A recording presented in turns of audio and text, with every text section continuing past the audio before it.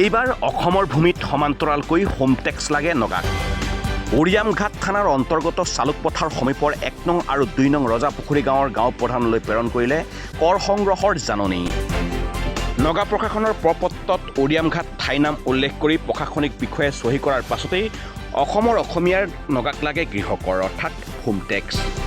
উৰিয়ামঘাটৰ ১ নং ৰজাপুখুৰী আৰু ২ নং ৰজাপুখুৰী গাঁৱত নগা সংগঠনৰ NSCN আৰু GPRN নামৰ সংগঠনৰ ডেপুটি ছেক্ৰেটাৰীয়ে স্বাক্ষৰিত পত্ৰৰ যোগেদি হোম টেক্স বিচাৰিলে নগাই।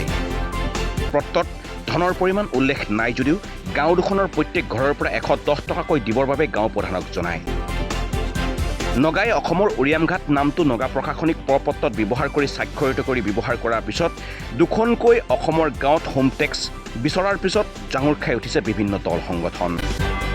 কোনো কাৰণতে নগাক টেক্স নিদিওঁ বুলি হুংকাৰ গাঁও প্ৰধানৰ। আনহাতে নগা প্ৰশাসনিক বিষয়াই উৰিয়ামঘাটৰ নাম ব্যৱহাৰ কৰি স্বাক্ষৰিত কৰা খবৰ পোৱাৰ পাছতেই জাঙুৰ খাই উঠিছে দল সংগঠন। উৰিয়ামঘাটত অনুষ্ঠিত কৰিলে বিশাল ৰাজহুৱা সভা।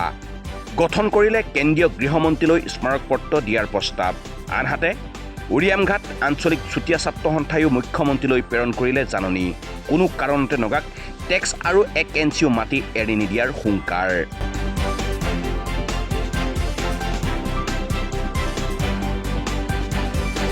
ধনশিৰিৰ পৰা ভূপেন শইকীয়াৰ ৰিপৰ্ট, খবৰ গোলাঘাট। এটা আহে আৰু এটা কাগজ দিয়ে, চিঠি দিয়ে, চিঠি দি পেলাই সি মানে গুচি যায়। চিঠিত লিখা আছে তাৰমানে এইটো হাউচ টেক্স দিব লাগে বুলি, আৰু আমি চিঠিখনে পাৰিছোঁ। নগাটো একো মাত দিয়া নাই, সেই চিধা ডাইৰেক্ট চিঠি দি পেলাই পলাই গ'ল। টেক্স নিদিওঁ আৰু কেনেকৈ দিম? আমি নিজে খোলা ভঙা মাটি আমি কেনেকৈ টেক্স দিম? চৰকাৰে যদি টেক্স বিচাৰে তেতিয়া তাক দিব পাৰোঁ আমি। আৰু সি যধে মধে পাব্লিক আহি টেক্স বিচাৰিলে কেনেকৈ দিম, বা হাউচ টেক্স বিচাৰিলে কেনেকৈ দিম? এইটো আসাম চৰকাৰ হাউচ টেক্স লওক বা মাটিৰ খাজনা লওক, তাক আমি দিব পাৰিম।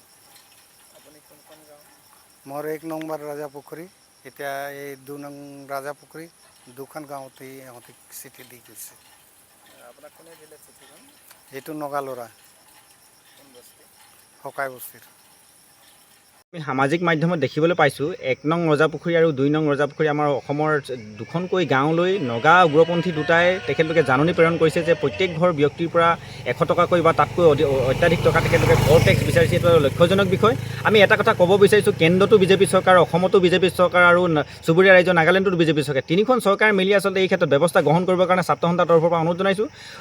চুবুৰীয়া ৰাজ্য আমাৰ নাগালেণ্ডৰ উগ্ৰপন্থীসকলে কেনেধৰণে আচলতে এই ক্ষেত্ৰত ব্যৱস্থা গ্ৰহণ কৰিব পাৰিছে, আৰু তাৰ ক্ষেত্ৰত আচলতে আমাৰ স্থানীয় প্ৰশাসনে কি কাৰণে আজি তাৰিখলৈকে সেই বিষয়াসকলৰ সেই তেখেতলোকৰ ওপৰত ব্যৱস্থা গ্ৰহণ কৰিব পৰা নাই, এইটো আচলতে লক্ষ্যজনক বিষয়। আমি অসমৰ মুখ্যমন্ত্ৰী, ডাইনামিক মুখ্যমন্ত্ৰীগৰাকীক অনুৰোধ কৰিব বিচাৰোঁ, তেখেতৰ গৃহ বিভাগে আচলতে এই ক্ষেত্ৰত ব্যৱস্থা গ্ৰহণ কৰিবৰ কাৰণে ছাত্ৰ সন্থাৰ তৰফৰ পৰা অনুৰোধ জনাইছোঁ।